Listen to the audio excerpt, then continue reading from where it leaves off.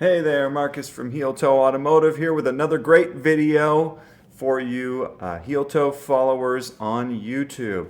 Today I'm going to be answering the question of why the F is this Civic not on the road and running. I've had it for multiple years now. I even did a feature video on this car compared to a white Civic that had a similar B20 swap, actually very different looking B20 swap. Look for that link to the other video in our description, which was a really nice overview of third gen Civics and B20 swaps and whatever. And I was really proud of this car after I was done making this video, and I thought, man, I can make this thing so much sweeter. It's already a fantastic car, excellent powertrain, just needs suspension and brakes. I got it to do suspension and brakes on it, and it's got the same suspension and the same brakes and the same 14-year-old tires on it that I had on it when I brought it home. So why isn't it running? Well, I haven't been able to register this car. And part of the reason why I haven't been able to register this car is because it doesn't pass emissions. That's right, a car from 1987 that's barely going to get driven 3,000 miles a year has got to have an emissions test in order to be registered. I can't believe it. I mean, I was going to register it as a historical vehicle, but I can't even do that in Oregon because I bought this car out of Washington, and in order to register it as a historical vehicle, it first has to have an Oregon regular registration. So I've got to pass DEQ in order to get this car registered in any way, shape, or form. Okay, fine. So let's take it to the smog place. All they do is stick something in the tailpipe and see what it puts out at idle. And then if you need to, you elevate the RPMs up to about 2,500 RPM to get the heat up to try to get it to pass that way. Well, it failed. It failed poorly. Okay, so I went and got a new catalytic converter put on. It then failed again, but not quite as badly. So what the heck? I don't know what was going on with it at the time. But after a certain while, it started developing a little bit of a hiccup in the driving. And, I drove it around a little bit just because, to keep it running. I couldn't drive it a lot because it's not registered. Well, I changed the spark plugs. I changed the oxygen sensor just to make sure everything was tip-top. And boy, actually, after that, car ran much, much better. I went to go get it tested again, and it barely failed. Like, it almost passed. So I thought, okay, I'm just going to break down. I'm probably going to have to do some recalibration to the computer. This has a V1 S300 in it from Honda. It's a product that we sell that actually converts the ECU into a programmable ECU on OBD1 and OBD2 cars. OBD1 ECUs mostly. Okay, so anyway, I'm going to have to get in there and tinker with some of the fuel and ignition settings to try to get this car to pass. It doesn't need a lot of adjustment to get that done. I'm not a tuner. I'm not really familiar with how to do that, so I was a little bit cautious and nervous about doing it. But when it barely failed that one day, I thought, screw it. I'm just taking the day off here. I brought the car home. I got into it, started reading up on the S300. Honda's got really good documentation on tuning, how to use their platform and software and everything like that. I felt pretty well educated after I read all that. I double checked the wiring on the oxygen sensor just to make sure that it was put in right. It's actually an AFR sensor from AEM. It's a really nice unit. It's got an air-fuel ratio meter on the steering column so you can monitor AFRs and all of that stuff. But I just wanted to make sure that that was wired in correctly and that I didn't have any problems. Okay, great. Plug in the S300 and I downloaded the calibration file, right? I didn't change anything. I went to go start the car, it wouldn't start. I drove it in here, I've been driving it around forever. It's never not started. But as soon as I plugged in the computer and downloaded the software from the ECU, it wouldn't start. I thought, well, maybe I pulled the software out and now there's none in there. So I put it back in again. Didn't start.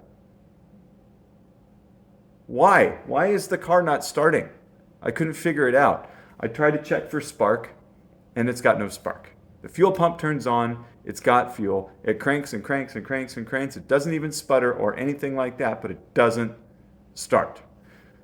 So it's not getting spark, is what I determined. Well, finally, I was able to, get up the gumption and organize a meet with one of my local customers and friends, David Abershire. He is a real big Honda enthusiast, but he's, much more behind the wheel and under the hood kind of guy than I am. I mean, I like getting under the hood and I like getting behind the wheel. But as I said in previous videos, I'm not a technician, nor am I a race car driver. So, I specialize in the parts, right? I'll get whatever parts I need and I'll get them quick. But I'm not sure which parts I really even need to get into with this vehicle at this time. So he come by and brought his laptop and double checked my calibration file, and everything looked fine. It didn't seem like there was any reason why it wouldn't cause my vehicle to start. So we did some testing. We got underneath the hood. We checked for power at the distributor. There is power going to the distributor. The fuel pump's on. We crank it. There's no spark. We pulled out the spark plug wire. Can't get it to jump. Even if we ground it, there's no spark. Why is there no spark when there's power going to the distributor? Well, we thought maybe it's a bad distributor. Well, I'd already gotten another distributor, a cheap Chinese one. It was only like $60 on eBay. And I said, well, hey, look I already put a new distributor in it. And he goes, that's a pretty cheap distributor. Maybe it just is bad. So I thought, okay, well, maybe it is bad. I don't know. So we tried changing some things around. I had the old distributor and the new distributor, and we swapped the bodies, we swapped the igniters, we swapped the coils, we swapped everything every which way. And so between all of this swapping around to the distributor, we just could never really come up with spark out of the distributor. He brought somebody else along with him with to try to work on this a little bit more, and that guy seemed pretty savvy too, and we just had no ideas. So the best thing that we could come up with was, hey, listen, we just need a distributor that we know for a fact 100% works. Oh, let me backpedal for just a second. The guy that he brought along with him actually had another ECU. So he had another ECU with an S300 on it as well. So we've tested a fresh, known working ECU. We know the ECU is good, which seems like it should be good, even though, we already knew there's power going to the distributor and the fuel pump is turning on. Main relay ought to be working if that's the case, and so is the ECU. The car has an alarm in it. I'm pretty sure, I don't know that it has an ignition kill. I've never run into that with this car, but it cranks and power goes to the ECU and fuel pump comes on. So if there was any kind of an ignition or disable to the operation of the car with the alarm, none of that stuff, or at least one of those things, probably wouldn't be working. So anyway, we tried the new ECU, and now we're just trying once again another distributor. They know that they have one that works. It's an OBD2 distributor, so I bought a Rye-wire jumper harness, actually for myself. We sell all this stuff, right? I have Rye-wire as one of our direct brands. So we have that jumper harness coming.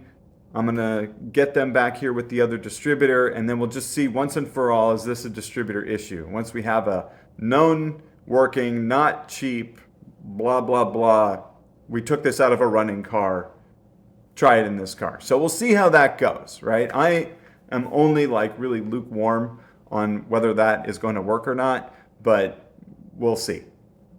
I will definitely let you know. But this car has got to get on the road. I'm at my wit's end with this not running baloney. I've got some suspension features I want to do with this car. I want to do some cleanup to it. I'd like to redo the engine bay, just spruce it up. I got a lot of big plans for this thing, and it's got to run.